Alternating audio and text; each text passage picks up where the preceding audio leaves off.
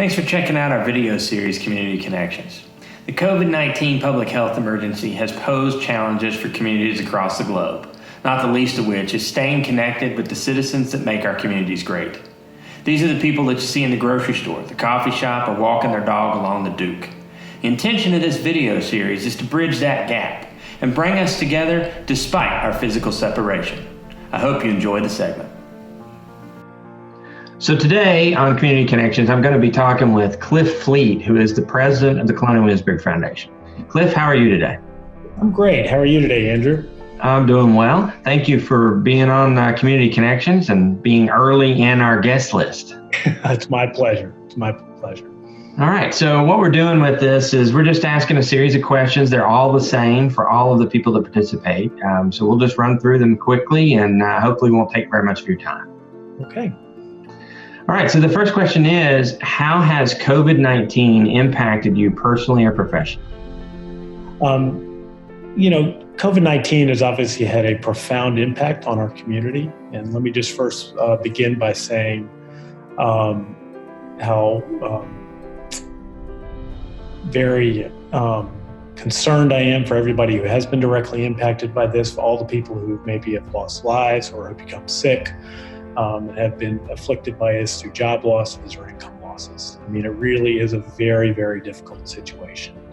And we obviously here at the Colonial Williamsburg Foundation have been working hard to figure out what is the right thing to do here.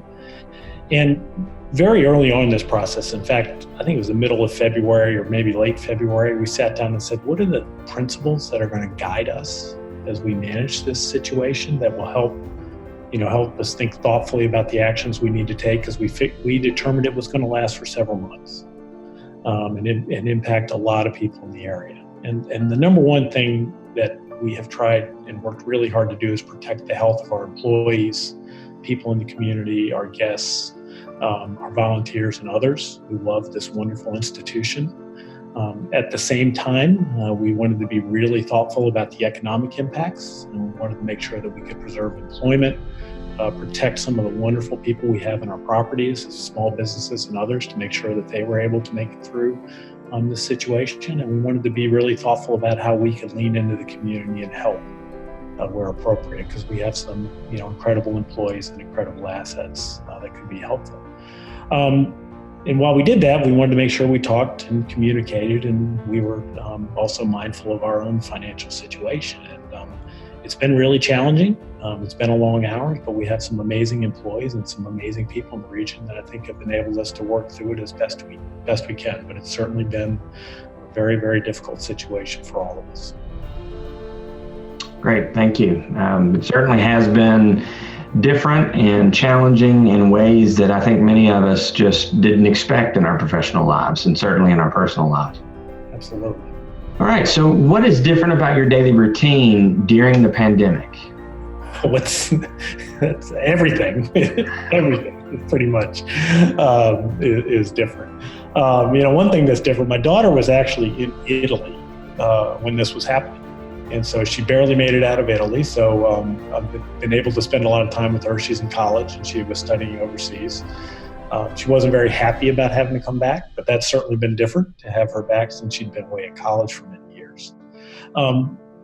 With my two kids having to study from home and work online, that's been a little different around the house. But I think the thing that's been most profoundly different is the way we've had to figure out how to work and how to operate in this kind of environment with social distancing and different tools. I'm not sure I'd ever actually used Zoom until this thing started, and now I'm pretty good at Zoom, and I found there's other platforms like Teams and Ring Central and other things like that are similar functionality. I've got all that software now loaded on my computer, which is different. But what's also been different, and this has been really good, is I have been able to spend just so much more time walking around and reflecting and thinking and being outside. And when you're not so caught up in the next meeting or the next moment, I think that allows you to be a little more thoughtful and have a little bit more perspective as you approach things. And of course, we've had just about the most delightful spring from a weather standpoint that we've had in many, many years. So it's been very conducive to walking around and kind of thinking as opposed to just doing and going from meeting. Yeah, that's true. That's a very good point. And the weather has been enticing, that's for sure. Yes, it has. So, all right. So what do you look forward to when the restrictions are lifted? I would say seeing people and gathering with people.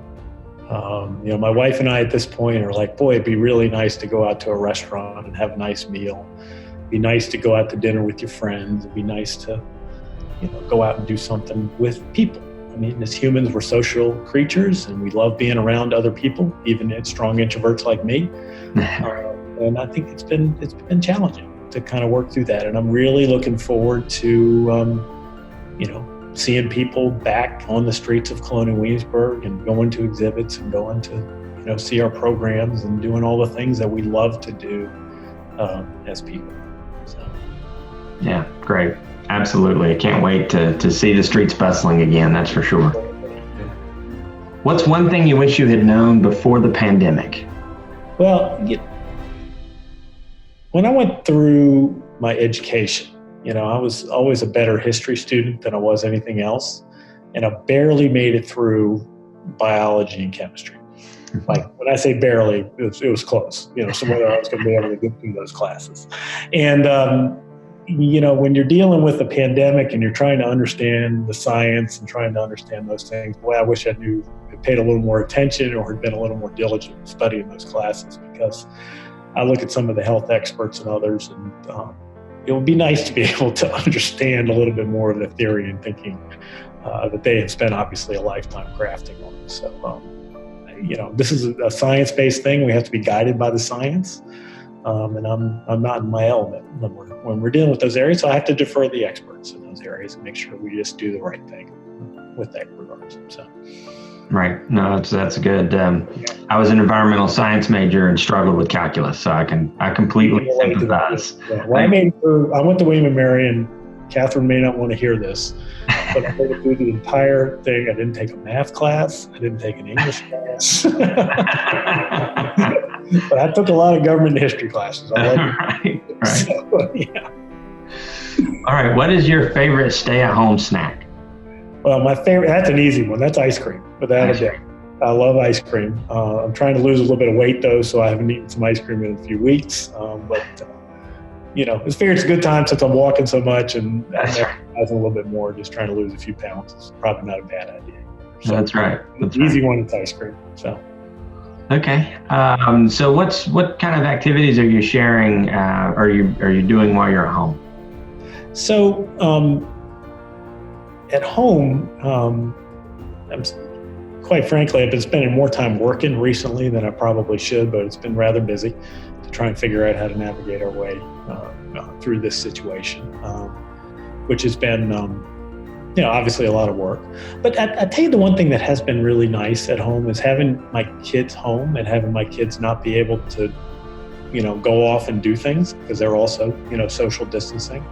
It's almost been a return to, you have dinner every night together and you talk around the table for a long time. So there've been those moments that I think are pretty special and allow you to draw the connections between people. I do miss, I've got some elderly family members up on the farm I grew up on in Charlottesville. My grandmother's 97 and my father's, getting close to 80. And I haven't seen them in, 6 or 7 weeks as we've kind of managed through this, because they basically said, just stay away, because they're, obviously higher risk populations. And so I miss seeing them. But we'll be back to, a situation soon where I can go see them and things will get back to a little more normal. So. Yeah, I can appreciate that. I'm missing the family too. Understood. Yeah. All right. So staying with sort of the fun questions. Okay. Do you prefer cornbread or biscuits? That's cornbread, without a doubt. Cornbread. Yes. I mean, a biscuit's only good if you put something on it. Yeah, that's true. So if you put, some ham or some jelly or, something on it, it's good. But, if you just want to eat it straight up cornbread without a doubt. Sure. Without a doubt. So. All right, good. Yeah. What about Williamsburg's community are you most proud? This is an easy one. The way people have come together to work through this situation has been absolutely inspiring. And I'll give you, a couple examples. Obviously, we've been privileged at the Colonial Williamsburg Foundation to have the capacity and the ability to supply meals to the community, and we've been doing several thousand meals a week. And our culinary team decided that, maybe doing an Easter meal and a hot Easter meal would be a good thing. And so we did that, but we did not do that alone by any stretch of the imagination. For the week leading up to that day and on that day itself, we had restaurants, restaurant associations, chefs from other places around the region coming in and helping us. And on the day where we were packing out meals, we had, foundations, we had, officials, and we had politicians come in and help us pack those meals out on that day. And it's a collective community effort. I was over at House of Mercy yesterday just to see how they were doing in their relief efforts and were there things we could do. And it was an army of volunteers there working to help support the needs of the community. And it just makes you proud to be a part of this community when you can see people coming together to try to help so many that have been impacted by this. Yeah, I agree. Absolutely. It's been very inspiring. It's been very inspiring and very humbling at the same time, and recognize that we all did a little bit more. We're going to be a little bit better by the time we get through the end of this. And thank you from the city to Colonial Williamsburg for all that you've done to support the community. Thank you to the city for what you guys have done. So. All right. So last question. You made it to the end. What is one thing that you want Williamsburg to know? We will get through this.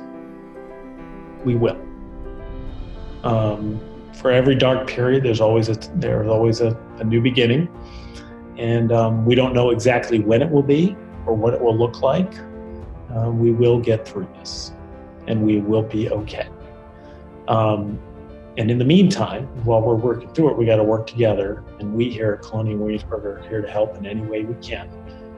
So if people need help or think there's ways that we can help support the community in any way, please reach out to any of us over here and let us know what we can do to help. Because if we all work together, we'll get through this faster and stronger and have a much brighter day at the end of the tunnel. So I'm optimistic about our future, and I'm optimistic about the region. So, yeah, great. Thanks, Cliff. I appreciate you joining us today. All right. Great seeing you, Andrew, and it's nice being a part of the connection. So. All right. We'll see you around town. Take care. Bye-bye. Bye-bye. Thanks for joining us for Community Connections and for doing your part to help slow the spread. I hope that you will continue to find ways to stay connected and be engaged. We're stronger together.